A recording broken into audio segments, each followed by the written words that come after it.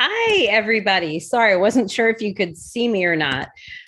Welcome, and thank you for joining us at the very last session of the 13th Salem Literary Festival. I'm Susanna Baird, a member of the team of Salem Athenaeum staff and volunteers who bring you this festival every year. I'm very pleased to introduce this session, Seriously Funny Humor in Fiction. I have been eagerly anticipating it all weekend. Before I introduce our authors, I want to give you a quick overview of how this will work. We've pasted our anti-harassment policy at the top of the chat, so you know the rules up front. We don't anticipate any problems, but we also want you to know how important it is to us that everyone feels safe. Most of you are Zoom experts by this point, so just a few quick tips. Please put your questions in the Q&A and our panelists can answer them after they have finished their conversation. Any extraneous comments can be put in the chat, though we'd appreciate it if you kept the chatting to a minimum to avoid distracting our authors. If you'd like to use closed captioning, just click on the box that says CC at the bottom of your screen. And now our guests. Our moderator, Laura Zigman, is the author of 5 novels: Separation Anxiety, which was just optioned by Medford native Julianne Nicholson and the production company Whip for a limited television series; Animal Husbandry, which was made into the movie Someone Like You, starring Hugh Jackman and Ashley Judd; Dating Big Bird, Her, and Piece of Work. She has ghostwritten, collaborated on several works of nonfiction, including Eddie Izzard's New York Times bestseller, Believe Me, been a contributor to the New York Times, the Washington Post, and the Huffington Post, and was the recipient of a Yaddo residency. She lives in Cambridge, Massachusetts with her son and deeply human Sheltie. Her 6th novel, Small World, will be published by Echo in January 2023. Mona Wad is the author of the novel Bunny, named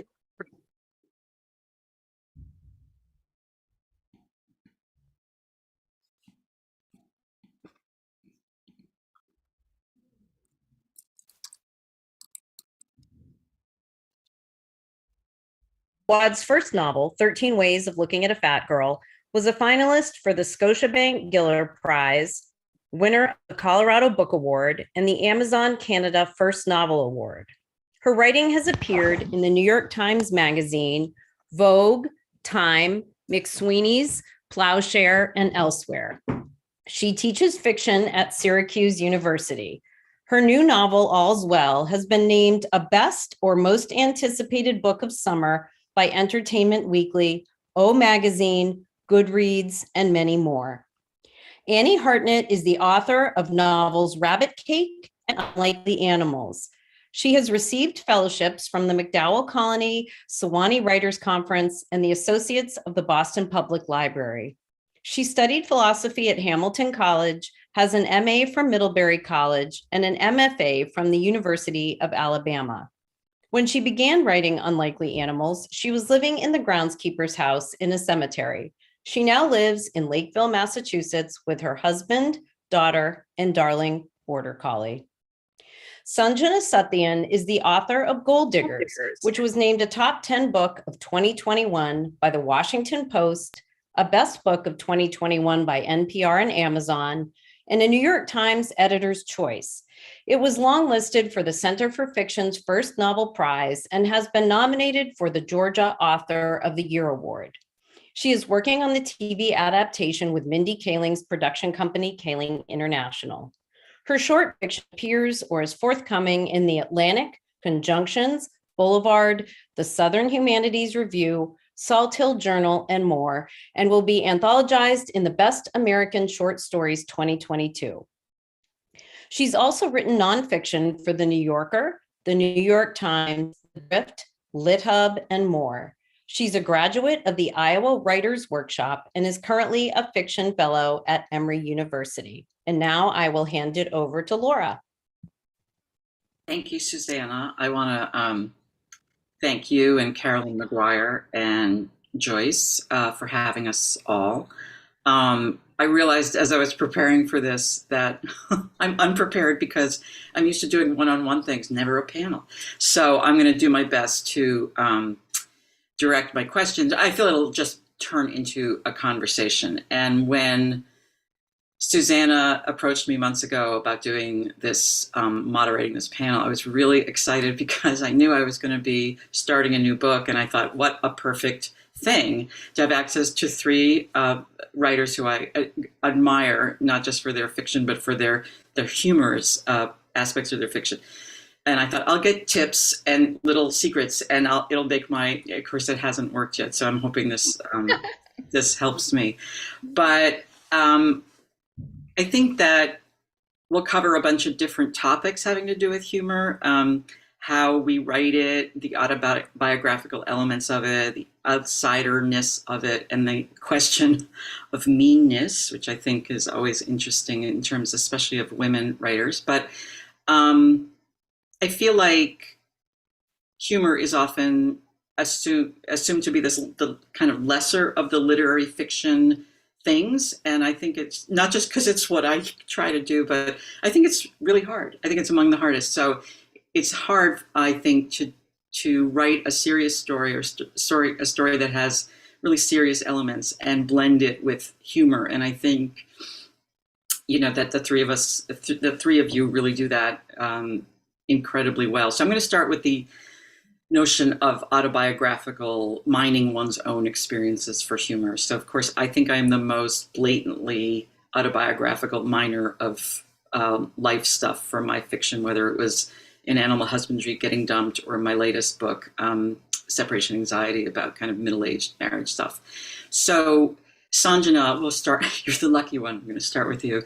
There is an aspect, obviously, of the Indian American experience of growing up in Atlanta, and I know that that's where you grew up and where you are living now. And so, talk about how that started informed your novel. Yeah. I mean, my novel is told from the perspective of a teenage boy, which means that he's in his 20s later in the book. But I've had this great cover when people ask me about how autobiographical it is. Somehow the gender swap has made given me just a lot of protection. My brother read it and was like, it was so great that you didn't write an autobiographical novel about the world that we came from. I was like, I'm so glad that you felt emotionally insulated. But I think for me, all fiction is about kind of choosing what is the self and the non-self and kind of marrying that in a way that's productive. And I think humor is one way of kind of distancing myself from a situation so that I can see it more clearly. Doing a gender swap is like that. There's magical realism in my novel, which also helps me do that. I think in all of those cases, probably like a lot of people here, my interest is in figuring out what my raw material is and trying to get new angles on it so that I can have power over it and not let it have power over me. I get that. Annie, what do you think about, I mean, I know that you drew a little bit from your experience with your father for this book, and obviously that wasn't funny, but it became funny. So how did that? Yeah, I mean, a little bit about my dad, although I write about dead or dying parents, and both my parents are still very much alive. But I feel like I write about the most horrible things that can happen to us, except I'm like, well, and then the question is, how do we go on? And that's well, we laugh about it. And that's so much of humor for me is just a natural instinctual coping mechanism. And some of that is that's how I was raised. That's my natural personality. So yeah, I guess I just asked the question of what's the worst thing that can happen to me? And then I answer it with well, this, and then how do we go on? Well, we laugh about it. So that's how I feel like my whole writing process is pretty much the worst thing that can happen. How do we go on? We laugh about it over and over and over again. I get that too. Outsiderness is a big thing. And I think especially with Bunny, that sense of really feeling and that, being an outsider and feeling like an outsider. And I've written various things having to do with that. Where's the humor for that in you? I mean, that aspect of Bunny is so brilliant. Thank you. Yeah, it's funny because, the outsider feelings, I mean, those are feelings thinking about autobiographical, I love leaning into that feeling, which I think we all have, right? There are always moments in life where we feel like an outsider. It's a really universal experience. But leaning into it is so fun because in the moment that you feel like an outsider, it's so awful. It's very serious, and you're so vulnerable and you're feeling like doing anything but laugh. But when you step outside of it, just like Sanjana was saying, and you can kind of zoom out, it suddenly becomes funny. So I love that kind of occupying the outsider position with Bunny.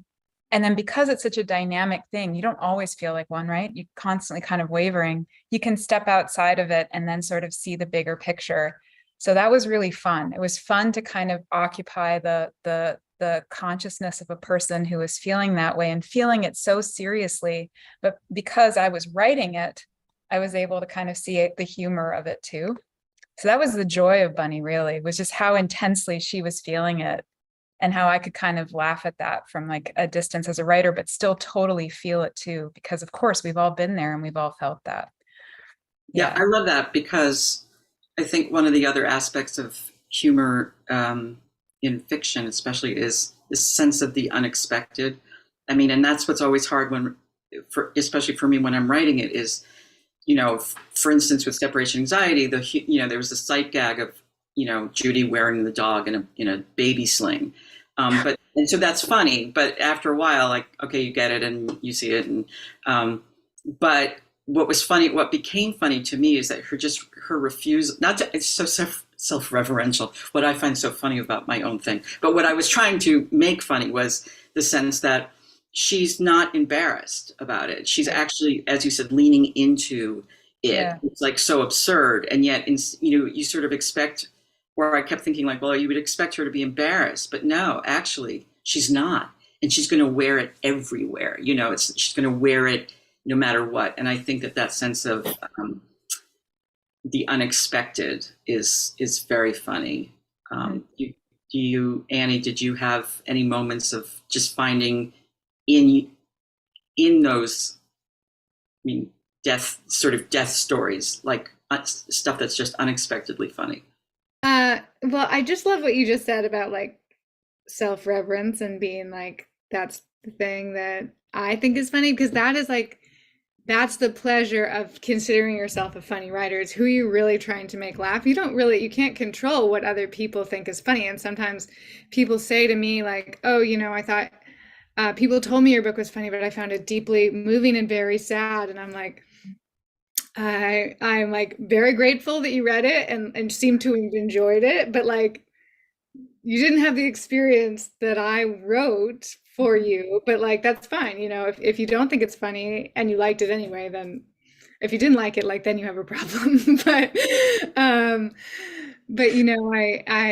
I think that in order to be a funny writer, you have to be trying to make yourself laugh,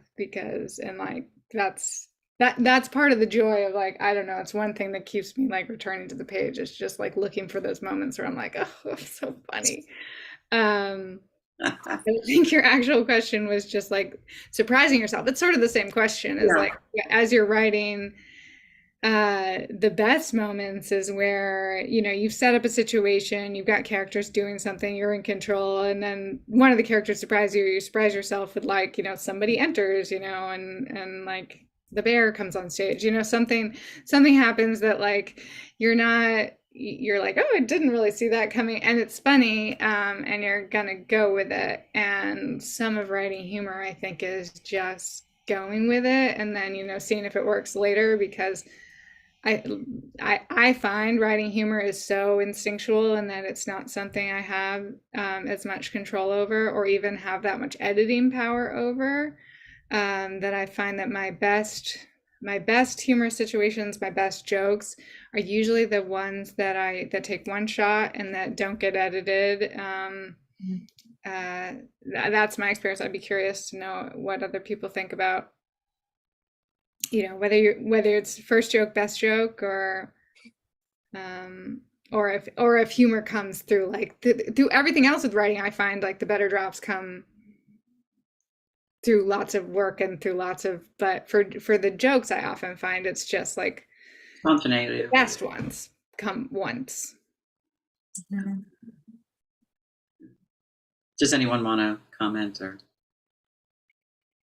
Yeah, that's really interesting. I think there are just so many different kinds of humor, and each one has its own process, right?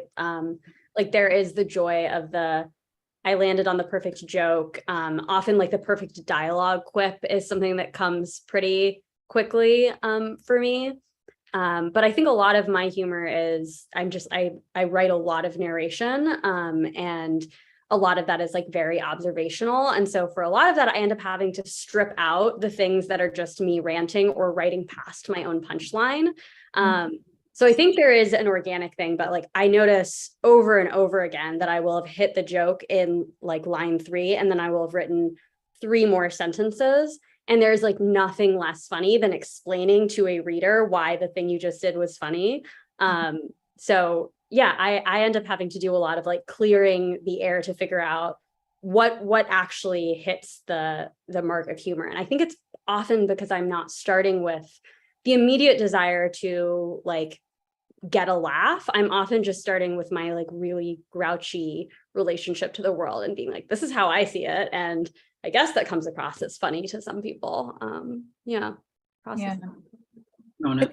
It's interesting. It's like, I mean, part of why I love your fiction, Laura, is because of what you were just talking about. It's like characters who take something very, very seriously that other people might see as absurd, but for them, it's a real thing, you know? I love that kind of character, because you can feel 2 things about it. You can feel the absurdity and it's funny because for them, it's very serious. But you're also invited to feel the feelings that they are feeling. So it's kind of like, it gives it depth, you know? The fact that for them, it's like a real thing. I love that. So, you know, with my book, with All's Well, you know, my character is in a lot of chronic pain, right? And the way that she sees the world, it's filtered through this like lens of pain, that is like, you know, it's really, really intense for her. But the situations that she finds herself in to relieve herself of that pain are often very absurd, like the physical therapy, you know, seeing 2 different physical therapists and like trying all these different things and self-medicating and stuff that's both, it's serious, but there's also this absurd side. So I kind of like playing with that kind of where it could easily tip into the tragic. But there's something about it that's comic too, you know? Yeah. I love that. I love that obsessive quality. Yeah. It's like this whole private world of ridiculousness, but it is tied, as you said, and I think for all of us, to true pain. And I think that's where I think Annie, you said it in an interview that I read, which was that if you love your characters, and if you have and I'll add, like, if you have compassion for them, then, you know, that humor can it takes you a long way when you have that sense of them. There's this great George Saunders interview that's in the back of the paperback of, I think it's 10th of December. It's like a conversation between him and David Sedaris. And he says, you know, it used to be when I would write a character, I would say, you know, I'll make a jerk and then I'll just kick him. And that would be funny for like a little bit of kicking, but you need to have like compassion and empathy for those characters in order for it to like, you know, grow into something more. And I just thought that was so smart, because I do find, and I think, I mean, you were going to talk about meanness, so I don't want to, but I do find that I need to think about having empathy for all my characters in some way, even like the really bad ones. I need to think about, like, you know, what does somebody love about them, even if I don't love them. before like the humor really starts to work. So yeah, empathy is like a big, I think it makes total sense that you can't just like, maybe for one small scene someone can just be a jerk and you kick him, but if it's going to be a character who's like a bigger part, having empathy for them is an important part of the writing process. I was wondering too, like I know that for me, I just had a big birthday, but I when I wrote my earlier books, what I found funny when I was younger, I don't necessarily find as funny now in terms of I have more empathy for my characters, and I'm less concerned with the sort of easy joke or the slapstick moments, as opposed to the more deeply funny stuff and the real stuff. And I was wondering, I mean, Sanjana, you seem to be the younger of the group, and the rest of us are a bit older. But I mean, I wonder if anyone else feels, that whether age or not is part of the equation. Whether your sense of what's been funny, maybe it's the political landscape, has your sense of what's funny changed in terms of what you're writing? I'll start with Sanjana. I have felt more defensive of humor because I think in like a period of national crisis, which just continues to be never ending, I think people felt often like everything had to be about everything, and like every piece of fiction had to be noble and like part of the resistance. And I think there's something really wonderful about how useless and superfluous art is, and humorous art is like that. If you can create it as like a space outside of all of the anxieties of the moment, then I think it can be really transcendent. And then I think it can actually serve a political function, but not unless you like divorce yourself from the anxieties of that moment. And I think a lot about that as like a writer of immigrant fiction. I think I felt like people around me were losing their sense of humor because the world is on fire. And like a conversation that comes up all the time, I think, among a lot of minority writers is like, is now a good time to be funny about our community because other people might be watching? And that's a conversation that I actually have like less and less tolerance for, because I think the more you have that conversation, the less space there is for the joy and spontaneity and humor of fiction. So like the way my personal taste has changed is in the last year is to be sort of have less patience for myself when I'm not finding humor or spontaneity on the page. And, when I'm teaching, sort of encouraging my students to remember that it's okay to write a piece of fiction that is not like in resistance to the political moment. And it's something I talk about a lot with young minority writers and writers of color frequently, is like that you do still have space to lampoon your own community, even though like other people might be watching. That was sort of particular to me, but yeah. No, that's great. That's great. Does anyone else want to weigh in on that? I had just an experience when I was at MacDowell that someone told me that and I was pregnant at MacDowell, and someone said like, oh, when you after you have a child, you will lose your dark sense of humor. And I was kind of in this space where I had just Rabbit Cake had been out for a couple of years. I had just presented what would become Unlikely Animals, and I just felt kind of at that point like I was funnier than ever. And so it was quite the like sort of deflating, but I love when people say rude stuff to me. I'm just like, bring it on. Like I'm gonna write that in my diary later. Like it just doesn't, I just like feel like a collector of it. So I just kind of invite, especially when you're pregnant, like people say the pre-pandemic, people said like the weirdest stuff to me. And I just was like, more, like come try to touch me. It's like, bring your weirdness. So I wasn't like hurt by it, except I was like, what a thing to say, if to someone that's like, you're going to lose your sense of humor.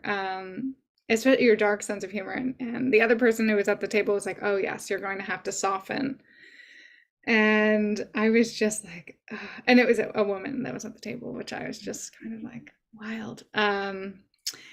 And I just find that like radically untrue. Like the darkness has only gotten like deeper and darker, and we've all been through quite a lot since this was 2019. So things were different then.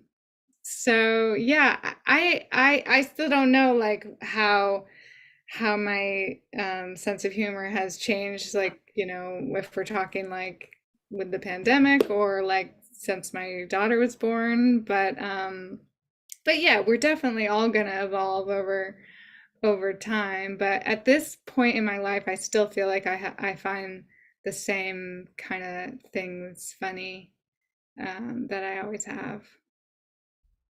But Speaking of dark Black humor, Mona, Mhm. horror and humor, I think, was a really we've basically done 2 events together. I've interviewed Mona twice, so I feel like I have a graduate degree in her stuff recently. But when we did our second event together in Cambridge, you talked about horror and the give us a little how the humor in horror works. Yeah, it's so interesting. I mean, I'm sure, that, that so like a lot of people probably talk about this and notice this. But when I was teaching my horror class, I'm teaching it again this term. One of the writers that we look at is Stephen Graham Jones, who wrote Night of the Mannequins and The Only Good Indians, and he's wonderful. And I was listening to this podcast where he talked about how humor and horror, he articulated, I think, the thing that really, really brings them together, which is just there's this escalation of tension, and it is released either with a laugh or a scream in the slasher, right? In slasher films, you're either about to laugh or you're about to scream, but the tension gets ratcheted up and then it goes in one way or the other. And the feeling that you have just before is almost the same, whether you laugh or you scream. And I was like, oh my goodness, that's it. That's why I kind of love humor and horror in a scene. They are so close in terms of the way that they play with tension and they release tension. So I really found that fascinating, and it kind of actually helped me a lot. Just like when I'm in a story now, I just understand. I used to always question that relationship, even though I think it's so intuitive. Of course, they're married to each other. Their humor goes so dark, and there's a reason why. It's because that there is that relationship, I think, and it's all about the structure of jokes, and the structure of horror that links them. Yeah. So interesting. Yeah. I feel like when I'm writing my stuff, I don't veer into horror. I mean, not that kind of horror, but my own personal kind of horror. But that is so interesting how the tension is released either in a laugh or a cry. Yeah, right. So that's we have 3 questions. I want to come back to one of the topic of meanness, but I do want to get to some of the questions here, which are really good. The first one is from Emily. Do you usually begin a story with magical realism elements already in mind, or do they pop up as you move along with a draft? So I don't know if this is for anyone specific, but maybe Sanjana? I write a mix of realism and non-realism. My book is, there's like a single magical realist device that sort of takes place in an otherwise socially realist novel. In that case, I began with the device. The book is about these teenagers and a parent who become gold thieves, and they drink the gold. It turns into this like magical potion. And I had this idea that it would be interesting to write about gold theft in an Indian community, people stealing from each other.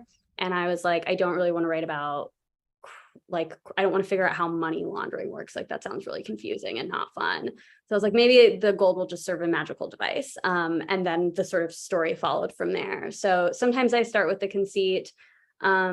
I think it's the E.M. Forrester thing that's like you either start with plot and then have to like do extra work on character to catch up, or start with character and then you have to figure out a plot to make it catch up.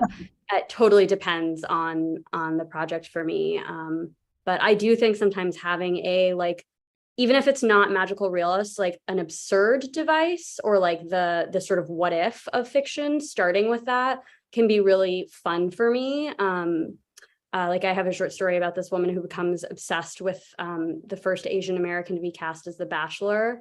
And it's not actually a non-realist story, but that is the conceit. And she develops this theory of like alien abduction in relation to the Bachelor, and just being like, my goalpost is obsession with the Bachelor. How do I get there? What kind of character can I build to explore that? I think is really fun. That's cool. Mona, what about you when All's Well? Because there is that magic realism aspect in it. Did you, as the question is asking, did you know that was coming, or did that just kind of happen?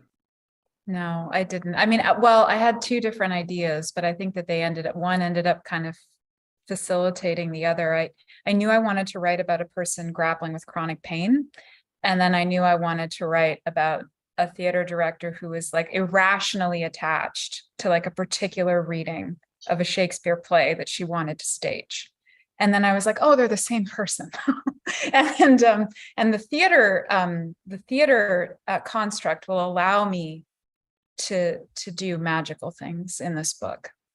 So that's how it happened. But I needed the two to be wed in order to have that moment, you know? And I think it was being in pain and wishing to be freed from it that allowed me to wed the two, because theater can make anything happen, right? Yeah. I mean, not that my dog wearing the dog in the character was magical realism at all, but people used to ask me if I actually did wear my dog in a sling. And for me, it really was when I was writing Judy, which is obviously based on a lot of stuff I went through. I never wore my dog in a sling, but I felt like I had my dog with me at all these different moments that were really tough. When my mother was sick and going through chemo, I would bring the dog with me. And so I felt like even though I didn't actually wear the dog, I felt like I was wearing the dog. There was that emotional sense of that. And so then it just became this absurdist kind of thing in the book. But another question here is, one family's humor can be very specific and not at all funny to other people. How do you know what can work? I mean, I think that's, whether it's family related or whatever, I think we all grapple with the sense of like, is this funny? Is this funny? Like, is it off, not off color, but is it offensive? Is it, yeah. And is it actually funny? Like, is it a funny thing? And so how do we all know?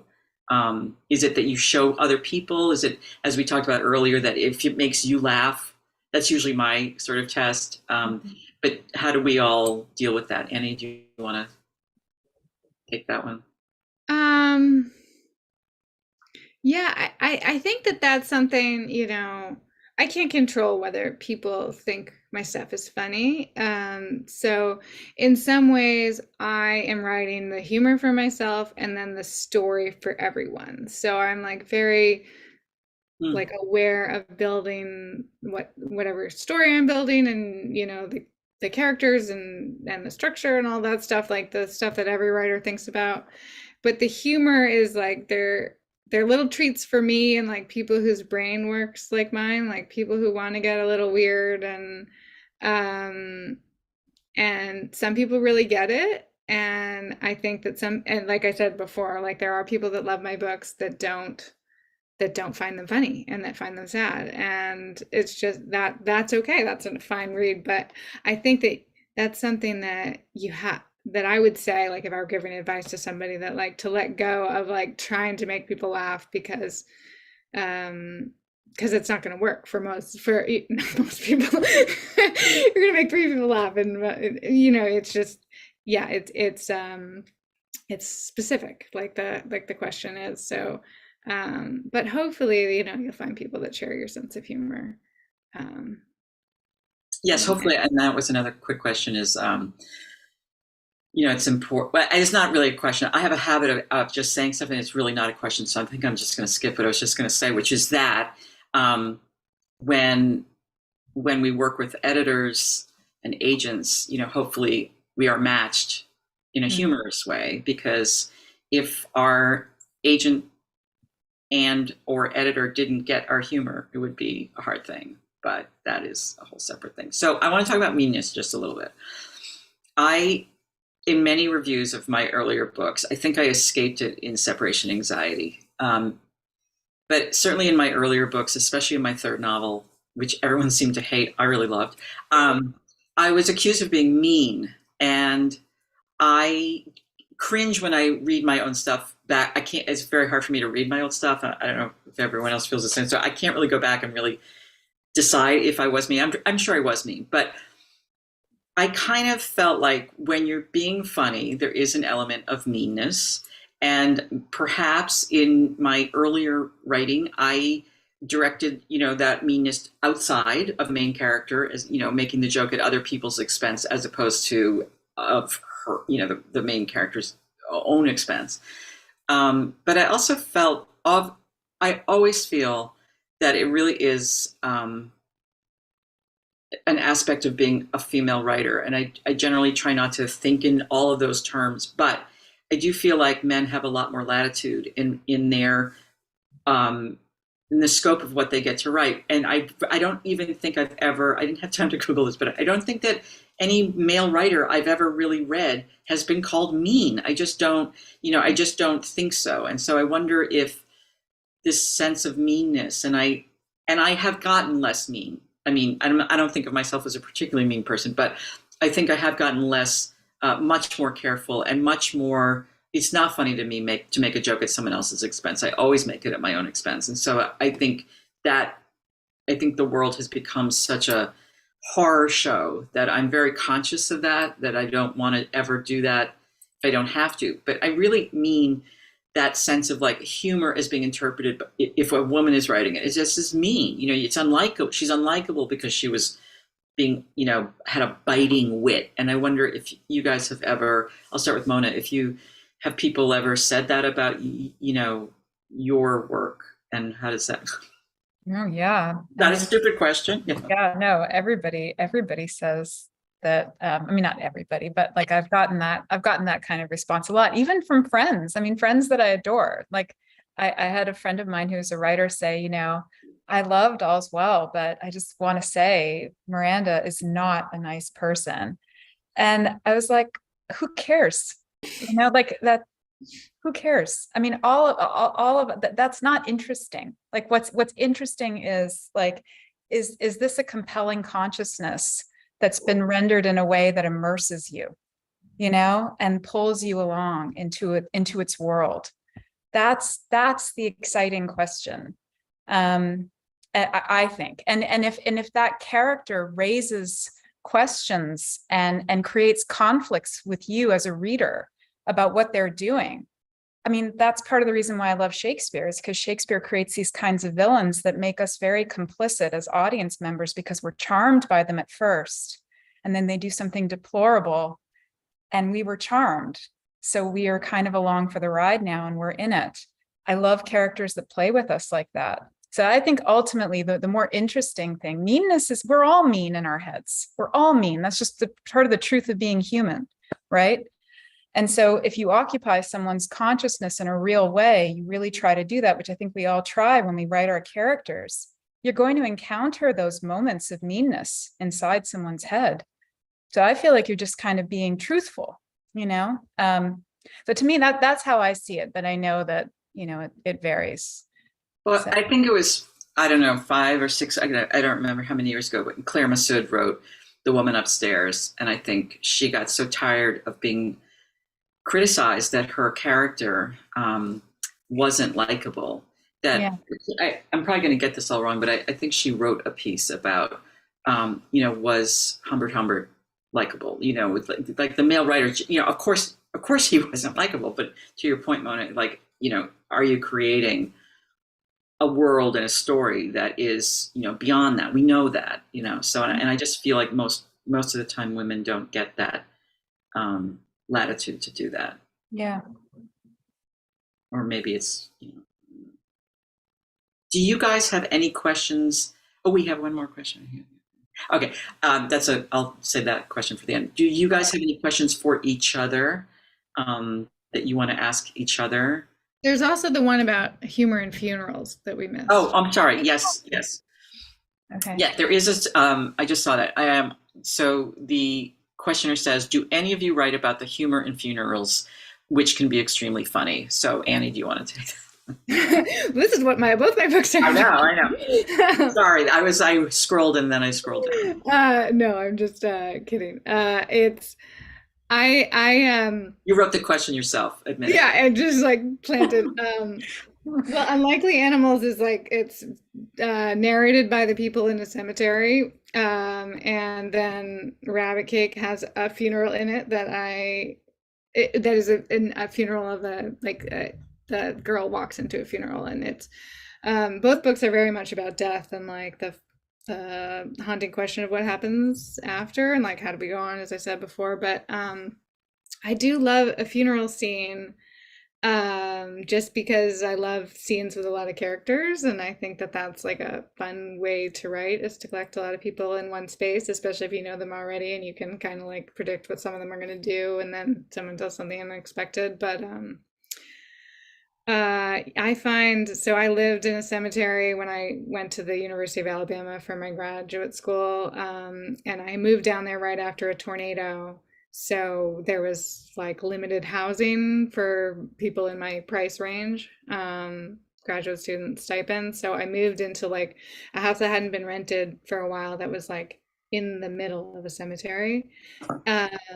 And I moved there with my big dog, so I felt like very safe. But that has since become like a big part of my writing process, is like walking around cemeteries and imagining people's lives, and also seeing people's names and their dates. And so that was a big part of like where Unlikely Animals came from, because the dead people do arrive with their dates, and they're the Greek chorus of the larger story. But there's humor in that I just remember that this dog, who I loved more than anyone in my life, would, in Alabama, and I'm not from the South, so this doesn't happen in New England, where people really decorate the gravestones for the different holidays.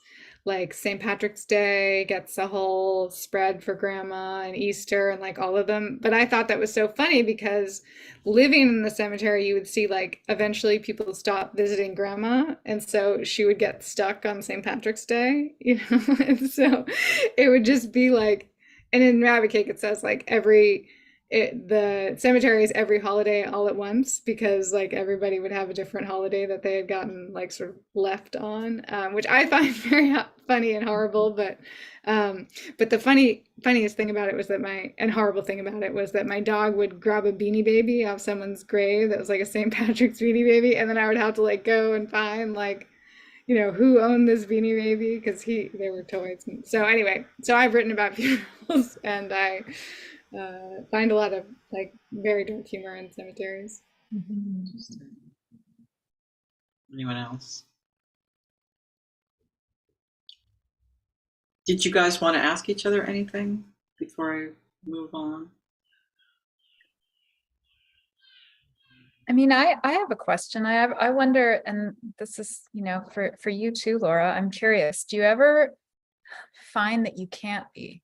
Like that like you would like to be, you would like to see the humor in this moment that you're trying to create, but you actually can't. That's a great question. I mean, that I just finished a book called Small World, and it's coming in January, and it was really hard for me to get the humor in that right, because it is based very loosely on my family story. I had a sister who died a long time ago, and so the funny part was that two adult sisters move in together. They're both divorced. Neither of them have kids, and they move in together as grown-ups for the first time in 30 years. And they're dealing with these very annoying people upstairs, the yoga people. And the challenge was like they were going to end up, despite the humorous kind of setup, dealing with their childhood, which included the death of a sister who was disabled. So it was really hard for me to find the right balance of humor, and it's probably one of my more, I don't want to necessarily say dark, but just more serious. In this, the serious parts are probably more serious than other things. So it was very hard to find that balance of humor and get the voice right, because the main character Joyce, was hard. I had to write most of it in second person for some reason. It was like this weird trick I had to do because I just couldn't get it right. And then I finally, again, I got it right. I feel like I got it right. And so, and now I forget your question, Mona. Oh, just if you find yourself in that where you're kind of, Yeah. you're struggling to sort of find that balance, or you can't, Yeah, it was hard to yeah. get that right, the thing right. And what about anyone else? Sanjana, do you? Yeah, I mean, I'm in the middle of book 2, so you all are much further along than I am. But I feel like I live in fear that I will not have that I will have a thing that I want to write about, and I can't, and I won't be able to do it funny, so the book will fail. Mhm. And at least right now, the way I think about it is just I think about writers I love whose work has sort of a sense of a feast, like a tonal feast, like over the course of their work. Like White Teeth, Zadie Smith's first book was one of the most important books for me in thinking about my first book. And she doesn't do that same kind of humor anymore. In fact, she sort of doesn't like it anymore. And seeing how people stylistically evolve, seeing how humor can be part of a worldview, but not necessarily there in every single line. Seeing how like maybe you can like lodge it in one narrator who has a comic perspective on everything, like Roth did with Zuckerman, but then choose like more serious topics. I keep looking around at the career writers I admire and being like, how can humor be part of what you do, but not the only thing? Because sometimes it's not funny. I don't know, what do you all do when you worry about not being funny anymore? Well, it is hard to find. It is really hard to find Yeah. the humor in it. I mean, most of it is sourced from pain, right? So if we start a novel that is going to have a really serious element, there is always, and I think we probably, most people, hopefully, and I think we four do, we see the absurdity and the humor. Maybe not at the time. I know in my life when I've gone through really difficult times, it may not be funny in the moment, although sometimes it is, but it often takes a while. And so in retrospect, you're able to kind of revisit those moments of real pain with an overlay of humor. But I think Sanjan, it was an interview that I read with something that you said, which was that you, and maybe I'm getting this wrong, but there is that sense of like the humor. I think you were afraid that the humor in your book was going to overshadow the sort of seriousness of the issues that you were writing about, and how we all feel about that sense of balance. So Yeah, you felt that. in some places it seems like it did. Like it's been really interesting in like book world. I think it was frequently called a satire, and it really isn't a satire. Yeah. It has a satirical edge. But for sure. Yeah, but then in TV we're pitching it as a drama, and it's like clearly a drama according to everyone in television. I'm like, clearly this is all just it's a useless set of phrases to me, at least. Yeah. I don't know what you all think. Yeah, I agree. I mean, I think what you said is so true. Like you have to sort of, and it's just like what you encountered too, Laura, with Small World. It's sometimes the story, you've got to just be true to the story and true to the character and true to the moment. And sometimes maybe that character or that scene, just the humor just doesn't play in the same way, because it's different, right? And then you just have to kind of accommodate that and sort of always, I think that the main thing for me, what I try to do, even though it always like scares me when I feel like, oh my God, this is not funny. What am I going to do? Like, I just try to go with the truth of the moment. Yeah. Yeah. I have a question. Yes. I want to know what's on your horror syllabus. Mona? Oh, yeah, sure. So we read The Drowning Girl by Caitlin R. Kiernan, just a really, really fantastic novel, very dreamy. We read Frankenstein. We read Night of the Mannequins by Stephen Graham Jones. We read Fever Dream by Samantha Schweblin. Yeah, it's really fun. Haunting of Hill House, Shirley Jackson. Yeah. That It's is funny. That's a funny book. I know it is. It is. I totally agree with you. It's totally funny. Yeah. And very dark too, like darkly funny. Yeah. Great. Well, I will jump in. That was an amazing, inspiring conversation. I'm thinking about all the different emotions that humor is on the flip side of, right? Anger, sorrow, all of them. What a wonderful conversation. I will say thank you to our authors, Laura Zigman, Mona Awad, Annie Hartnett, and Sanjana Satyan. Thank you so much for joining us for the very last amazing session of the 2022 Salem Literary Festival. I want to thank the Salem Athenaeum, that's my background, the Salem Athenaeum, and to all of our sponsors. And a final thanks to you, our audience members who Zoomed in on a Sunday night. We would love for you to purchase our authors' books at Wicked Good Books in Salem, Copper Dog Books in Beverly, or from your favorite bookseller. Our festival is free for everyone each year and is possible due to your support. If you'd like to donate to the festival, please head to salemlitfest.org and click on donate. You can also check back in at the website to find recordings for any sessions that you missed. So big thank you to everyone, and we'll see everybody next year. Thank you. Bye-bye. Thank you.